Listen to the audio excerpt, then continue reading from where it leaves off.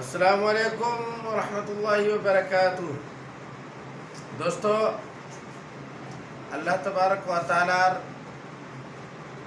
সর্বশ্রেষ্ঠ নিয়ামতের মধ্যে রয়েছে পানি। এই পানির দ্বিতীয় নাম হচ্ছে জীবন। এমন কোনো পশু পাখি গাছ এমনকি মাটিও এমন না যে মাটি পানি ছাড়া জীবিত থাকে। অনেক জায়গা দেখা যায় অনেক দিন বৃষ্টি না হওয়ার কারণে জমি ফেটে যায়, গাছপালা শুকে যায়, জমি একদম শক্ত হয়ে যায়। তারপর যখন বৃষ্টি হয় জমি নরম হয়, জমির মধ্যে গাছপালা সবুজ হয়, গাছপালা হয়, আর জমি আবাদ হওয়ার যোগ্যতা আবার চলে আসে জমির।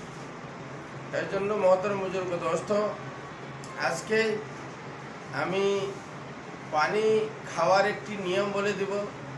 এই নিয়মে যদি কেউ পানি পান করে তো আল্লাহ তাআলা তাকে একটানা দুনিয়ার সমস্ত রোগ থেকে শেফায়ে আজলা কামিলা দান করবে।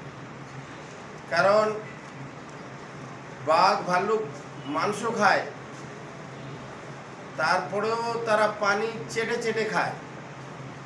পাখিগুলো পানি এক ফুটা করে সামান্য সামান্য করে ঠোঁটে নিয়ে খায়, যাতে করে তার পানির মাধ্যমে তাদের পেটে একটা লোয়াব সেপ জাতীয় জিনিস বেশি বেশি করে প্রবেশ করে।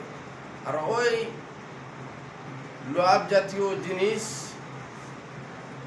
ওই আঠাটা যেটা পানির সাথে বেশি বেশি করে পেটে প্রবেশ করে, সেই আঠা পেটের সমস্ত খাবারকে ভালো করে হজম করে খাবার থেকে ক্যালসিয়াম, আয়রন, ব্লাড যেগুলো বের হয় সেগুলো শরীরকে ভালো করে সাপ্লাই করে।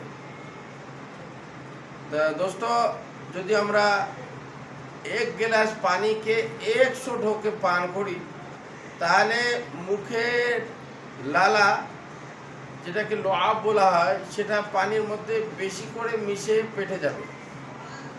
বেশি করে মিশে পেটে যাওয়ার কারণে পেটের হাজমা শক্তি স্ট্রং হবে, খাবার হজম হবে, আর খাবার থেকে যেগুলো ক্যালসিয়াম, ব্লাড, আয়রন পাওয়া যায় সেটা বেশি মাত্রায় পাওয়া যাবে, আর সেগুলো শরীর পাবে। পাওয়ার কারণে শরীরও ভালো থাকবে, তার পেটও ভালো থাকবে। আর যখন মানুষের ইঞ্জিন মানে পেট ভালো থাকবে তখন মানুষের সমস্ত শরীর ভালো থাকবে। এজন্য আমরা আজকের থেকে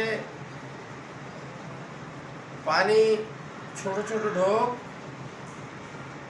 পান করব, যাতে করে আমরা রোগ থেকে শেফায়ে আজলা কামলা পেয়ে